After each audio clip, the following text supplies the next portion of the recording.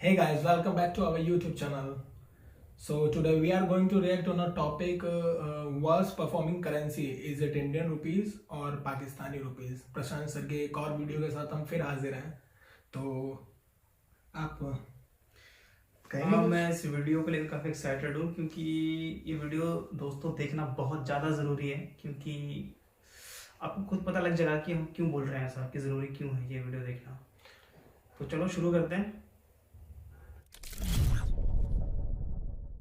नमस्कार और welcome to all affairs. मैं हूं प्रशांत धवन। नाउ रिसेंटली मुझे याद है कि ये टॉपिक जो है बहुत डिस्कस किया गया कि वर्स्ट परफॉर्मिंग करेंसी कौन सी है, पिछले एक साल में किस करेंसी ने सबसे खराब परफॉर्मेंस दी है। और बीच में तो देखो कई आर्टिकल पब्लिश हो गए थे जहां पर यह लिखा हुआ था कि इंडियन रुपी है वर्स्ट परफॉर्मिंग करेंसी। उन्होंने डिक्लेयर ही कर दिया था इसको। ज़्यादातर जो ये आर्टिकल से बाय द वे ये आए थे पाकिस्तान से। यहाँ पर आप देख पाओगे Indian rupee now Asia's worst currency.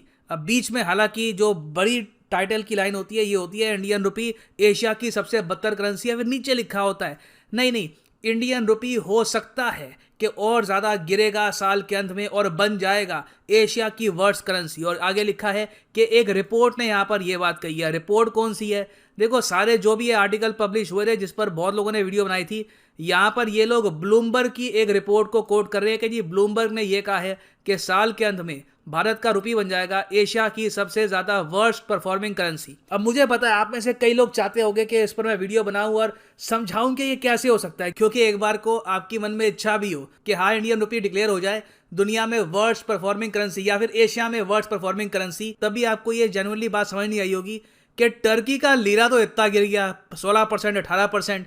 Indian rupee Asia की वर्स्ट परफॉर्मिंग करेंसी कैसे हो गई? टर्की को ये लोग एशिया में काउंट नहीं करते, या इवन पाकिस्तान का रुपया आप देख लो। तो इस वीडियो में सब कुछ मैं क्रिस्टल क्लियर कर दूंगा कि बीच में हुआ क्या था, कैसे ये मिसगाइडेड से आर्टिकल बना दिए गए और आज के समय फिर से पाकिस्तान की करेंसी को क्यों कहा जा रहा है वर्ल्ड्स वर्स्ट परफॉर्मिंग करेंसी। यहां पर आप देख पाओगे इस पे आर्टिकल है। इवन जो पाकिस्तानी आर्टिकल्स हैं डॉन के, ये कह रहे हैं कि Pakistani rupee one of the worst performing currencies है इन द वर्ल्ड। तो सबसे पहले तो यहाँ पे आपको जानना होगा कि ओरिजिनली जो ये न्यूज है ये आई कहां से थी वर्स्ट परफॉर्मिंग करेंसी की। तो यहाँ पर आप देख पाओगे ये ब्लूमबर्ग का वो ओरिजिनल आर्टिकल है। ये पब्लिश हुआ था 21 दिसंबर 2021 को और यहाँ पर लिखा है फंड्स दूर भाग रहे हैं इंडिया से और इंडियन रुपी अब बन रहा है एशियाज वर्स्ट करेंसी। अब ये एशियाज वर्स्ट करेंसी के पीछे ना यहाँ पे आप देखोगे EM लिखा हुआ है। EM का क्या मतलब होता है? EM होता है इमर्जिंग मार्केट। अब क्या है कि देखो एशिया तो बहुत ही बड़ा है। टोटल कंट्रीज आप अगर देखो एशिया में है 48। जी हाँ 48 कंट्रीज हैं। एशिया दुनिया का सबसे बड़ा कॉन्टिनेंट है। तो जब ब्लूमबर्ग में ये लोग बात कर रहे थे एशिया की, तो ये लोग इमर्जिंग मार्केट करेंसी की बात कर रहे हैं। या आप कह लीजिए एक लिस्ट होती है उन कंट्रीज की, करीब 8-9 कंट्रीज की लिस्ट होती है जिनकी करेंसी का एक अलग से इंडेक्स फंड बनता है। ये मैं आपको दिखा देता हूं। तो यहाँ पर आप देख पाओगे ये है एशियाज इमर्जिंग मार्केट करेंसीज। इसमें टोटल आपको मिलेगी 9 करेंसीज डिपेंडिंग ऑन कि किसका इंडेक्स आप देख रहे हो। रूटर्स कहता है कि यहाँ पर 9 करेंसी आती है। उसके अलावा जो MSCI है वो कहता है कि यहाँ पर 8 करेंसियां आपको मिलेगी। और ये करेंसी कौन कौन सी होती है? चाइना का युआन, साउथ कोरिया का वॉन, सिंगापुर का डॉलर, इंडियन रुपी, ताइवान का डॉलर, इंडोनेशिया का रुपया, मलेशियन रिंगिट, फिलिपिनो पैसो और थाई बाट। ये जो करेंसी आपको दिख रही है 8-9 करेंसी, इनमें से कहा गया इन्होंने कि जो ये इमर्जिंग मार्केट इंडेक्स है इनमें से सबसे ज्यादा वर्स्ट परफॉर्मिंग करेंसी है इंडियन रुपी। ये लोग ऑल टुगेदर पूरे एशिया की बात नहीं कर रहे हैं। यहाँ पर यह समझना काफी इंपॉर्टेंट है। और ये इतनी बहुत ही बेसिक बात है, मुझे अजीब लगा किसी ने यहाँ पर एक बेसिक सवाल भी नहीं उठाया यहाँ पर कि और भी तो देश हैं यहाँ पे, टर्की, पाकिस्तान और वेरियस और यहाँ पर कंट्रीज हैं। इवन ईरान मैं कहूँगा, इनकी करेंसीज का क्या हुआ? तो देखो पिछले एक साल में आप देखोगे पाकिस्तानी रुपी बहुत ज़्यादा क्रैश किया है 9% के आसपास। टर्की का जो लीरा है उसको आप अगर देखो तो ये तो एक बार को 36-30% के आसपास क्रैश कर गया था। तो इसलिए एशिया की जो वर्स्ट परफॉर्मिंग करेंसी है, अगर हम सिर्फ सारी कंट्रीज को देखें, किसी खास इंडेक्स को ना देखें जो कुछ इन्वेस्टर्स के लिए बनाया गया है ताकि वो मैनेज कर पाए कि कहाँ पे मुझे ट्रेडिंग करनी है, कौन सी करेंसी परचेज करनी है। अगर हम ओवरऑल बात करें एशिया की, तो पिछले एक साल में सबसे ज़्यादा वर्स्ट परफॉर्मिंग करेंसी रही है टर्की की लीरा। इसमें एक बहुत ही बड़ा फैक्टर है FATF की ग्रे लिस्ट। मैंने आपको कई महीनों पहले, जब टर्किश लीरा की इतनी गिरावट नहीं हुई थी, उससे पहले बता दिया था टर्किश लीरा गिरेगा। उसके बाद इनकी करेंसी भी गिरी, और टर्की के FATF की ग्रे लिस्ट में जाने से पहले भी मैंने वीडियो बना दी थी, बता दिया था आपको कि टर्की FATF की ग्रे लिस्ट में जाने वाला है, and that happened as well. और रुपये की अगर हम बात करें तो जो इसकी डेप्रिसिएशन थोड़ी बहुत जो हो भी रही है, उसका भी अनुमान ये लगाया जा रहा है कि 2022 में, पूरे 2022 में फिच ने ये कहा है, यूएस की एक क्रेडिट रेटिंग एजेंसी है, ये लोग कह रही हैं कि 3% के आसपास हो सकता है कि इंडियन रुपी थोड़ा बहुत गिरे, और एवरेज इसकी रहेगी 76 रुपीज़ पर $। तो ये बातें समझना काफ़ी इंपॉर्टेंट है, नहीं तो कई स्टूडेंट हैं वो ऐसे में या फिर इंटरव्यू में कई जगह बोल देंगे ओपनली कि हाँ Indian rupee is the worst performing currency. अगर इंटरव्यूअर ने पूछ लिया कैसे, डेटा तो बताता नहीं है, तो उसके बाद उनके पास जवाब होगा नहीं। तो मैं हमेशा आपको ये कहूँगा, रीड बिटवीन द लाइन्स। जो आर्टिकल का हेडलाइन लिखी है सिर्फ उसको मत पढ़ो, अंदर जाके अच्छे से पढ़ो कि बेसिकली वो आर्टिकल क्या क्या रहा है, एक्चुअल फैक्ट्स यहाँ पर है क्या।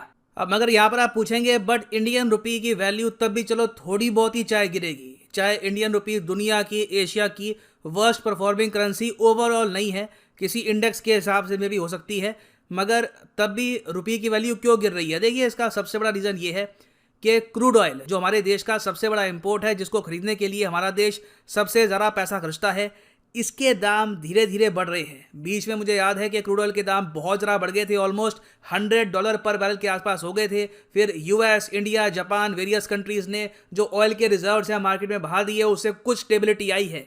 मगर रियलिटी यहाँ पर यह है कि अभी भी सऊदी अरेबिया और वेरियस और जो ओपेक कंट्रीज़ हैं, इवन रशिया, इन्होंने क्रूड ऑयल की प्रोडक्शन वापस बढ़ाई नहीं है। तो धीरे धीरे क्रूड ऑयल के दाम बढ़ते रहेंगे।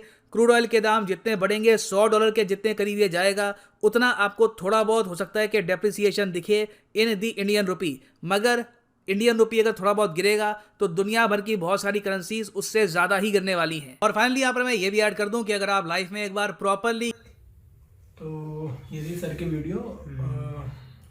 सो बेसिकली क्या होता है कि भाई ऐसे आर्टिकल्स में सर ने ये बताने की कोशिश करी है कि जैसे मान लो कि कोई भी न्यूज़ आती है ऐसी कि वर्स्ट चीज़ है, वर्स्ट करेंसी, परफॉर्मिंग करेंसी है किसी भी कंट्री की, तो आप केवल हेडलाइन पे ना जाएं, आप उसके अंदर का आर्टिकल पढ़ें कि एक्चुअली में वो आर्टिकल कहना क्या चाह रहा है।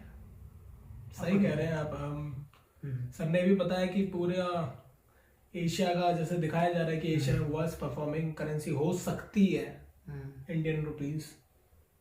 तो इसको पाकिस्तानी मीडिया जो है, उनका आउटलेट्स हैं, वो काफी हाईलाइट कर रहे हैं कि ब्लूमबर्ग की रिपोर्ट को कोट करके।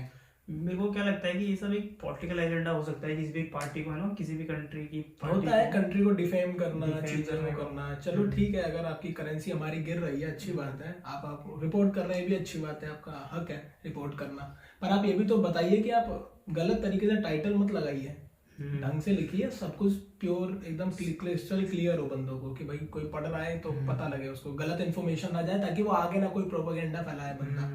सर ने भी कहा है कि अभी किसी का मतलब इंटरव्यू होता है, उसमें क्वेश्चन पूछा जाता है, तो भाई वो तो बोल देगा कि sir worst performing country currency है अपनी इंडियन रुपी। सही बात है। लेकिन एक्चुअली में जब पूछा जाएगा कि भाई कैसे, तो उसके पास डेटा ही नहीं है ना, डेटा भी नहीं है, जवाब भी नहीं है कि भाई क्या इमर्जिंग मार्केट में जो कुछ जो इमर्जिंग मार्केट में जो, अच्छा, पाकिस्तान की खुद की करेंसी वर्ल्ड की सबसे ज्यादा क्रैश वाली करेंसी में आ रही है, और एक टर्किश लीरा कह रहे थे, जो दोनों पे FATF की ग्रे लिस्ट में है दोनों, पर ये रिपोर्ट कर रहे हैं इंडियन करेंसी को।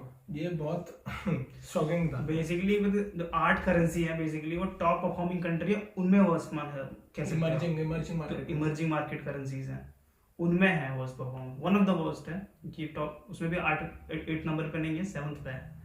तो दोस्तों मैं तो फिर यही कहना चाहूँगा कि आप लोग ऐसे आर्टिकल्स पे आंख बंद करके, मतलब बस टाइटल ही मत पढ़ना, अंदर तक जाना कि लिखा क्या गया है, कहना क्या चाह रहा है वो आर्टिकल, वरना आप भी प्रोपेगेंडा का हिस्सा हो जाएंगे। और क्या, और फिर आप भी यही बोलेंगे कि भैया वो जो कह रहे थे सही था, आप ही गलत हो। क्योंकि दोस्तों पता है ये क्या है कि अधूरा ज्ञान होता है, क्योंकि अगर आप अंदर का नहीं पढ़ोगे तो आप गलत चीजें बताओगे आगे भी। सही बात है, तो इसका ध्यान दें। अधूरा ज्ञान हमेशा खतरनाक कहा गया है। अधूरा ज्ञान से अच्छा है कि आपको ज्ञान ही ना उस चीज का, ज्यादा बढ़िया ऑप्शन है, ज्यादा अच्छा होता है। तो इसी के साथ वीडियो का हम लोग एंड करना चाहेंगे, और वीडियो काफी ज्यादा इंफॉर्मेटिव थी। आप कहना चाहेंगे? वीडियो इंफॉर्मेटिव थी, और हम ऐसे ही रिएक्शंस करते रहेंगे। आपको कोई वीडियो पे रिएक्शन चाहिए हमारा, तो आप हमें कमेंट सेक्शन में वीडियो का लिंक दे दीजिएगा। बाकी till then take care, bye bye. Be happy, be safe. Bye दोस्तों।